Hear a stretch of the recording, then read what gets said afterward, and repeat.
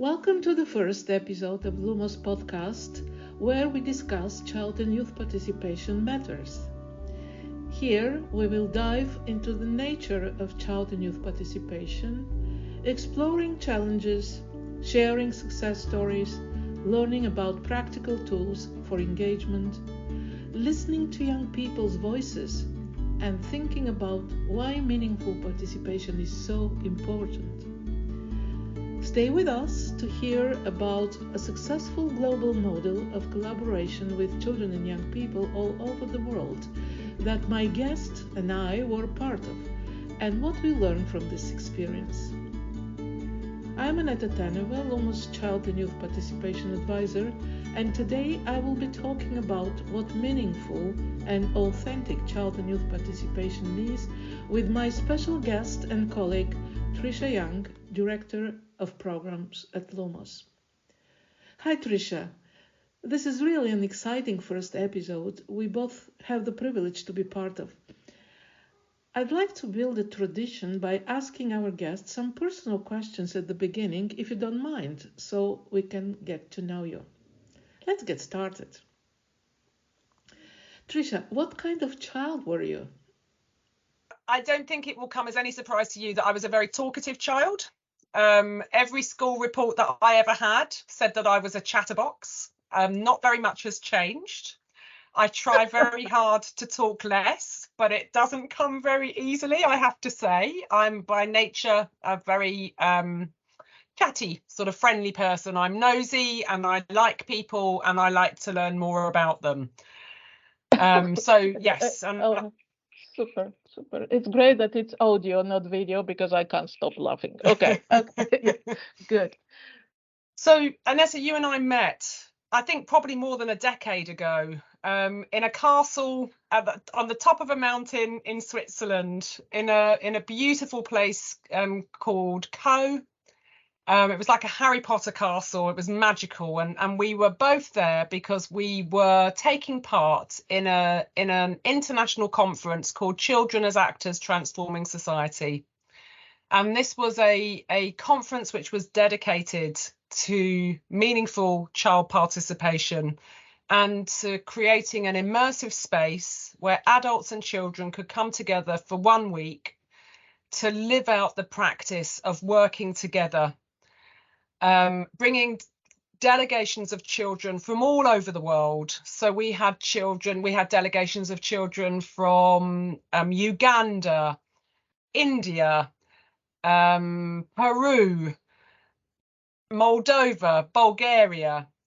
We had delegations of children from so many different contexts and settings, and all of which were participating in CATS because they brought direct experience of creating change in their own communities, or participating in social change processes. And this is where I first encountered you and Michaela and Veliko and the group of young people that Lumos was working with with intellectual disabilities, who just frankly blew me away. There were a few delegations of children at that conference that just blew my mind in terms of what they were doing and the impact they were having, and the Lumos delegation was most definitely one of those. You know, to speak to Michaela and Veliko, to hear directly from them about the work that they'd done to raise awareness of the harms of institutionalization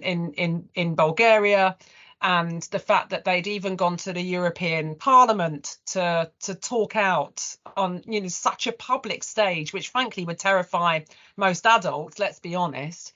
You know, they'd stood in front of the Parliament and spoken powerfully and influentially about the critical and urgent need to invest in care reform to ensure that children with disabilities didn't grow up in these enormous institutions where their needs couldn't be met, and, you know, they couldn't be cared for in a way that was appropriate. And that was it was inspirational. Some of the other children that really come to mind are that, I don't know if you remember the delegation from, I think they were from Peru, and he was a young boy. He was about 8 or 9, and he was an absolute dynamo. and he talked about they lived near a big river which every year flooded. And as a consequence, so that their houses were built on stilts in the river. And each year when the floods came, small children drowned because their parents were out working, fishing or farming, and the waters would rise really quickly, and there was insufficient time to rescue the small infants who were often left safely at home. And this young boy with his peers had come up with a system of tying a flag to those houses where there were small infants during the flooding season. So when the waters were rising, people could quickly see which houses the infants were in and needed to be rescued from. And as a consequence of their actions, no children had drowned. And I just thought, I mean, it was the simplest thing, but it was children who devised this. It was incredible. And another group of children that I found really inspirational was a Ugandan delegation. And actually, again, it was a boy. And they were talking about the actions they'd taken to enable teenage girls to stay in school, because often when teenage girls, they start to menstruate, they don't have access to sanitary protection, and they drop out of school because they're embarrassed, they've got nothing to sort of protect themselves in school, they get teased, so they drop out. So it's a really big factor for girls not completing school. And so this group of boys had got together and they were making sanitary towels with locally available resources. And they even brought some of the sanitary towels they were making to give to their sisters and their friends. And I just found that really touching to see that boys, were really stepping forward and taking direct action to make sure that the girls in their lives could stay and complete their education. So there were just so many inspirational stories from young people who came to that conference, and of course they came with their key workers and other support staff like yourself, but we had this opportunity to model living in a respectful way with children and young people, creating space to directly engage and interact, and to model what it would be like to live in a more respectful way, listening to children's voices and being influenced by what they say. Yeah. I totally remember almost everything for this really 9 years ago experience we had with young people I supported at that moment, and it was such a big experience for them. It was, of course, the environment. It's a big thing. It's something that is part of the opportunity young people to feel comfortable and feel like in a big fairy tale. But this, what was really shocked for us, it was especially for parents of these young people with intellectual disabilities, because they were not experienced to receive such a respect, to be so visible, to be really included in all this atmosphere, and they came like people totally not prepared for that, because in Bulgaria at that moment they were totally invisible with their kids, and what they received in this global society there from so many parts of the world, it was a shock, I could say, but after that, that was the best experience they shared all these years after that.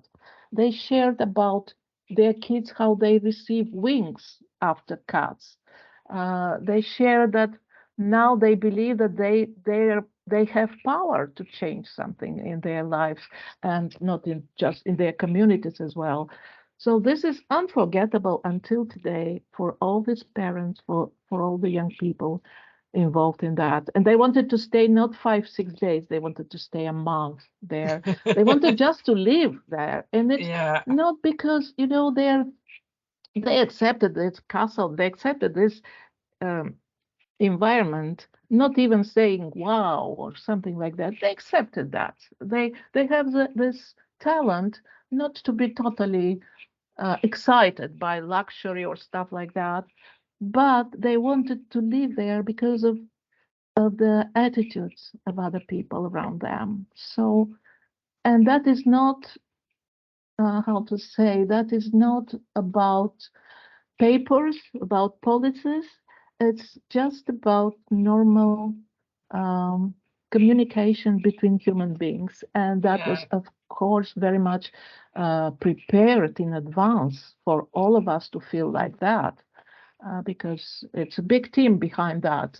But we Yeah, came it was an like, enormous effort. It was. I mean, I was yeah, part of, there were three organizations that sort of founded and delivered the series of conferences over 5 years we did. And there was an enormous amount of work that went into sort of, paving the way for that week-long conference to be successful and to create an environment in which everybody's dignity and dignity and self-worth could be recognized and rewarded, and children encouraged to share the contribution they were making, but critically equipping the adults in their lives with the skills to listen, because often we one of the things that I found most transformative, I think it was maybe even the first edition of Cats, was Jean Zamatan. He was there, and at the time he was one of the UN committee members on the rights, the UN Committee on the Rights of the Child. And he described child participation as the next cultural frontier. And he said that it was like women's emancipation, now here in 2023, or as we were then 2012 or 13, whenever it was, we look back and we can't imagine a time in the West for many women where we were simply chattel, the property of our husbands, no voting rights, no ability to speak out, no one taking anything that we said seriously. And now for most women in many cultures, that's no longer the norm. And he was describing child participation as a similar cultural frontier. We need to get over this idea that children do not have anything to contribute, and that we need to recognize that they have intrinsic value and perspectives that we must listen to and take seriously, not simply because they're going to be adults one day, but because of who they are here and now. Children bring a distinctive perspective on the world, which is important for the world to listen to. And we can see that some of the most powerful advocates today globally have been young people. Greta Thunberg, Malala, all of these were these, when they started, they were children, and children have this uncanny ability to just cut through and to just see things very simply, without the complexity that we as adults tend to smother everything in, because change feels so difficult. And for young people, often they just think, well, you know what, this is what we need to do, and we just need to get on and do it. And Cats was this fabulous example. I mean, not everybody can be a Malala, not everybody can be a Greta Thunberg, and nor should we want them to be. I mean, that's not that's not the message. The point is that all young people have intrinsic worth and value and a distinctive and important perspective on the world. And it is incumbent upon us as adults to listen to that and to create space to listen to that and to take it seriously. Yeah, absolutely. And what you just mentioned about this boy and these two examples, how they solve simply these two problems in their countries. So they save lives even. Yes. They are children and they save lives of their peers, and it's possible. They are able. They have this potential, and we have to really to understand that they're right holders, and they could participate, not just to Absolutely. listen to them, not just to Absolutely. listen. You know, the boy from Peru, you know, he was from an indigenous community. The boy from Uganda came from a very poor community. You know, I think the challenges as well, we've got to get beyond the point where it's just the usual suspects. You know, they're very well supported, highly educated, middle class, you know, children who, you know, have these opportunities. We've got to make sure, you know, and this is what was so fabulous about Lumos, and, you know, witnessing what Lumos has done, is doing, working with children with intellectual disabilities, equipping them with the skills and the competencies and the competence to realise their rights, to participate and to play an active role in issues that affect them, and to bring about change as a consequence of that. It was yeah, absolutely inspirational to witness. Yeah. So creating a really friendly and safe environment for children and young people from diverse groups of children and young people to participate is really a big effort, and it should be done probably not just by adults, but definitely in collaboration with children and young people, because they know better than us what their needs are, what they need to how to build this environment so they could feel comfortable to show their potential, to show what they want to show, to articulate their thoughts and needs as well. And CATS really, I'm not sure how it was organized, but probably uh, some of the stages of the whole creation of the environment was consulted by with Yeah, young people. yeah, absolutely. When we started as a group of, you know, Enthusiastic. organizations. So there was us, there was Eurochild came in on the second year, but Initiatives of Change, who owned the castle in Switzerland, they were the founding partner, bought the organization that I was running at the time, Child to Child, which was a specialist child participation organization.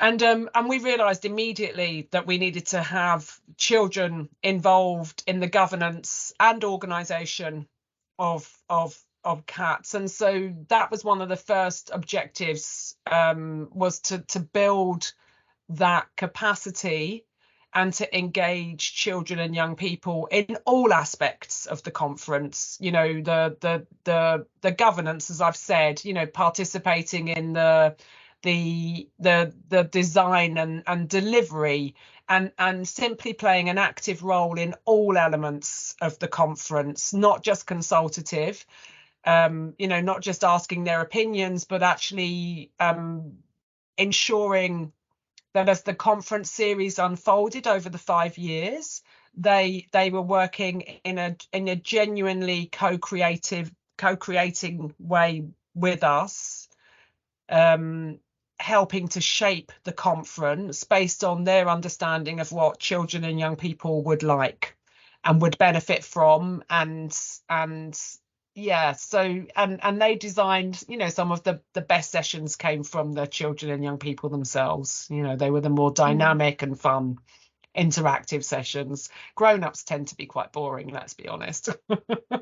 You know, and if you've got 7 days in a conference, I'll never forget the first conference we had. You know, we had this opening session and we had a sort of, you know, a series of grown-ups going on the stage talking about how important participation was, with, you know, with very few children in sight, going onto the stage, and, you know, an audience full of children and young people, and you could see them sort of just slowly slumping in their chairs, gradually falling asleep, and us all looking and thinking, we can't do this again. So, you know, it was a learning curve for everybody. We all learnt. But as the conference series unfolded and we delivered, you know, the second and third and fourth editions, children and young people played a much more dynamic role in all aspects of it, and it improved significantly as a result. Yeah.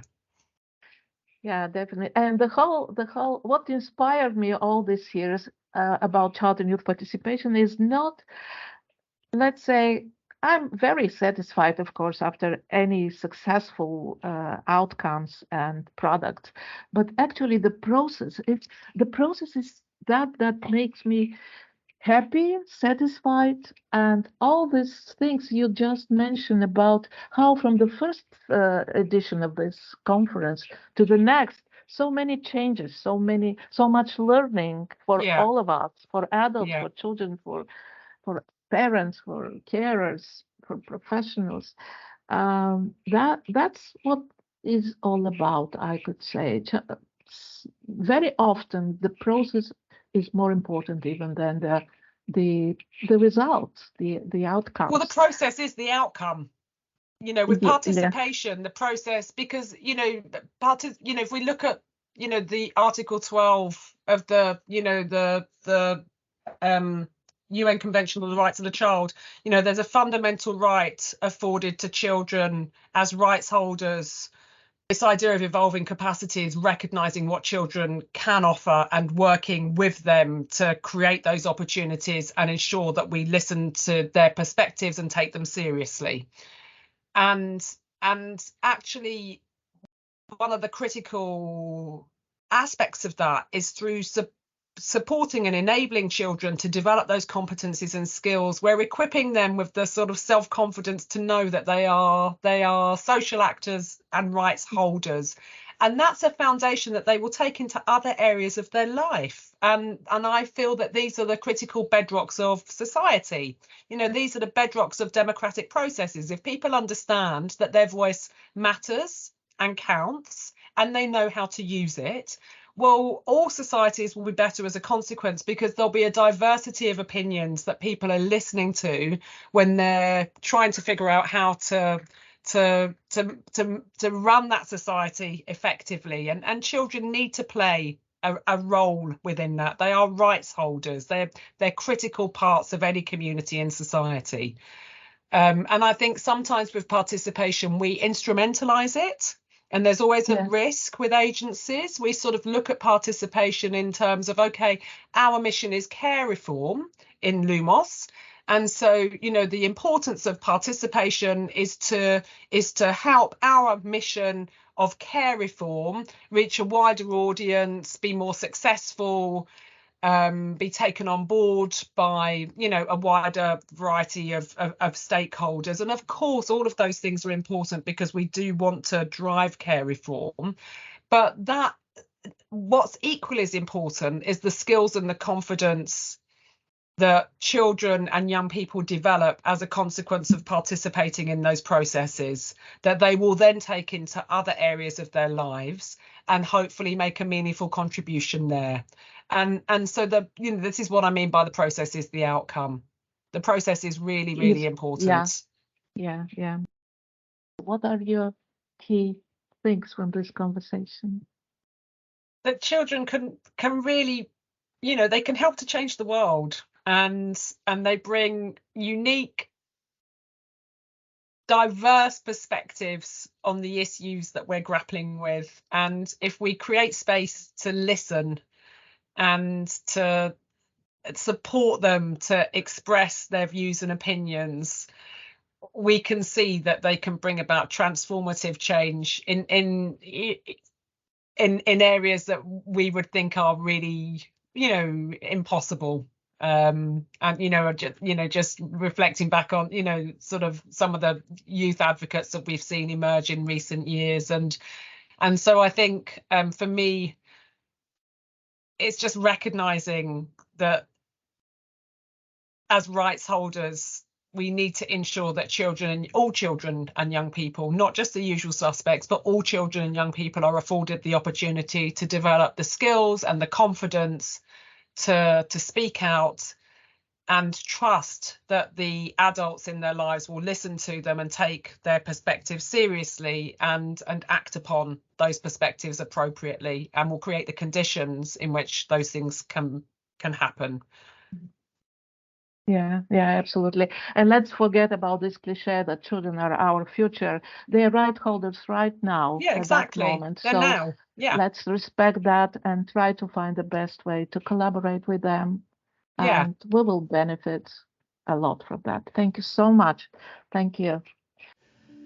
Let me close this episode with a quote from children with intellectual disabilities and their parents from Bulgaria, who participated in this conference. They were inspired to share their real experience by co-creating a fairy tale named The Castle of Children. They were knights and princesses in the Castle of Children. One of the boys shared, "I was one of the knights who came to the castle to fight with words, not swords. I wanted everyone to know that my friends and I exist. We wanted our voices to reach all continents and to be heard in all languages. This experience was one of the great gifts in my life." This was just the beginning of our Child and Youth Participation podcast journey. We hope you found it interesting and inspirational. I encourage you to not just be listeners, but active participants in the life of this podcast. Thank you for listening, and keep an eye out for the next episode when we will be talking about Lumos' vision for child and youth participation. Bye!